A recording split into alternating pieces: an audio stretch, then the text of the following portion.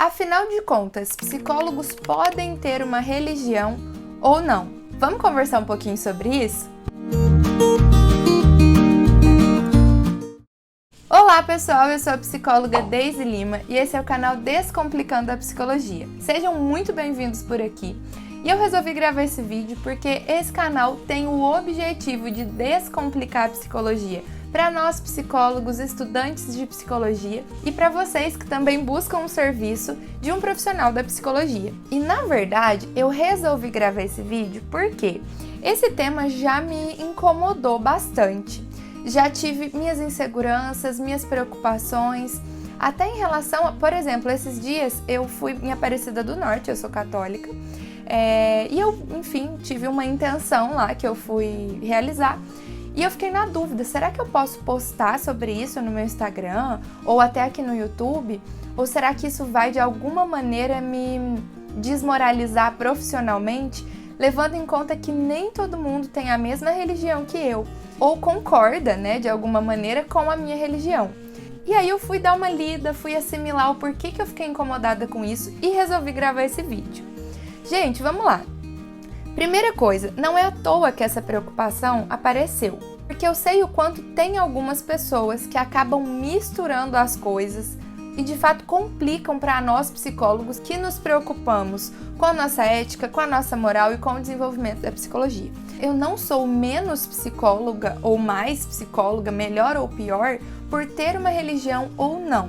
Assim como ser psicóloga não me garante que eu tenha uma espiritualidade, uma religião melhor. São áreas diferentes da vida. Quando a gente pensa em psicologia, nós estamos falando de ciência. Nós estamos falando de um campo de dedicação, de estudos. Tem até um vídeo aqui no canal, fala exatamente o que é a psicologia, vou deixar ele indicado aqui em cima. Mas quando a gente pensa em religião, nós estamos falando de outra coisa.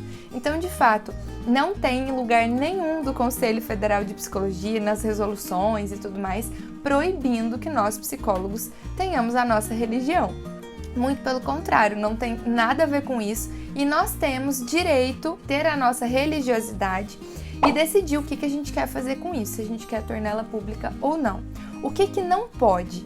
Nós não podemos, enquanto profissionais, juntar as duas práticas. Então, levar atividades, né, e práticas que eu tenho na minha vida religiosa para a minha prática clínica profissional, porque são áreas diferentes.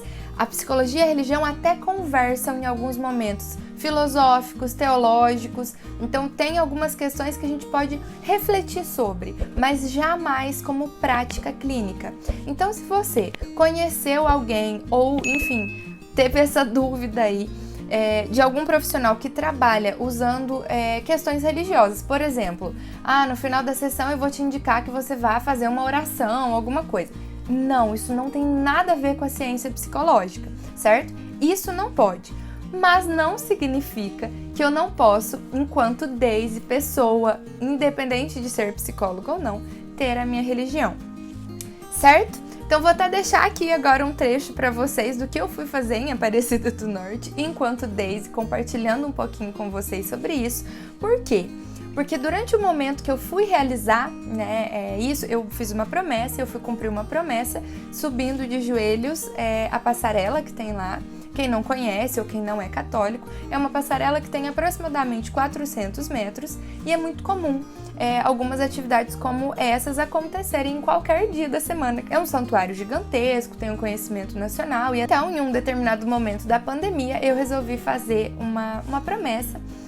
Nunca tinha feito isso antes, não via, na verdade, um motivo ou um significado real para mim. Não julgo quem faz, não acho que essa é a melhor forma de demonstrar a sua fé, né, de demonstrar a sua espiritualidade.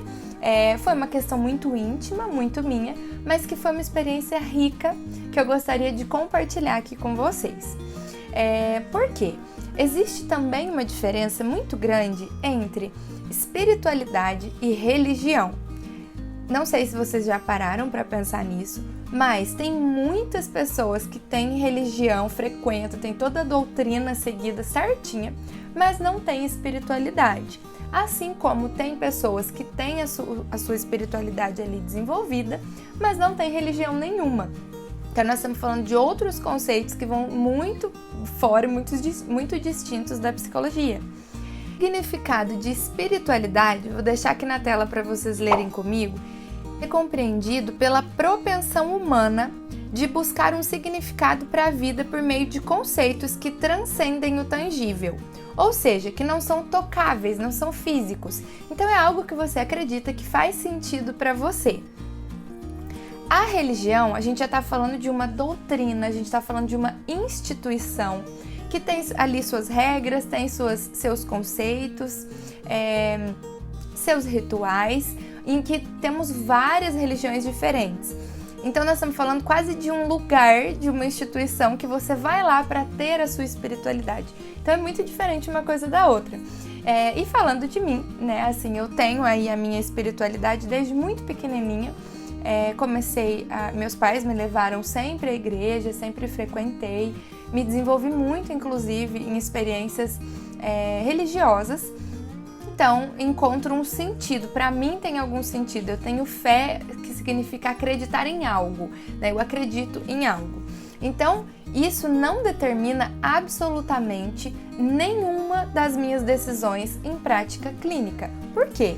Porque o meu desenvolvimento profissional, ele vem de uma outra esfera da minha vida, né? Então, eu entrei na graduação, passei pelos estágios, fiz toda a minha formação, áreas distintas, áreas diferentes, que não se anulam e nem competem, certo? Eu espero ter te respondido. Eu espero também que você tenha o autoconhecimento suficiente para também discernir sua vida profissional, sua vida pessoal, da sua vida espiritual. Ambas têm uma influência na sua saúde mental, né? A experiência que eu tive em Aparecida do Norte me ensinou muito, inclusive para minha carreira, sobre persistência, sobre força interior, sobre ter um porquê, ter um motivo, ter um significado que me motivou a fazer tudo aquilo ali.